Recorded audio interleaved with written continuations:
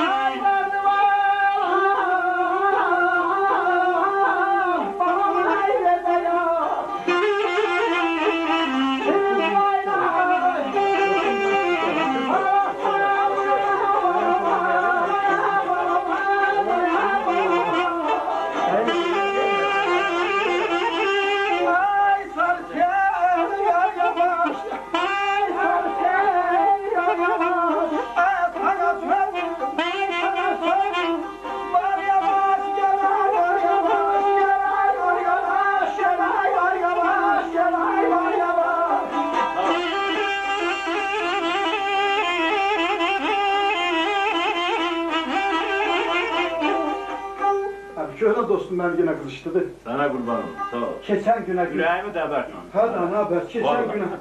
Gün satar mı? Günü güne. Salasan da. Derdi olan yatabilmez. Şirin layla salasan da.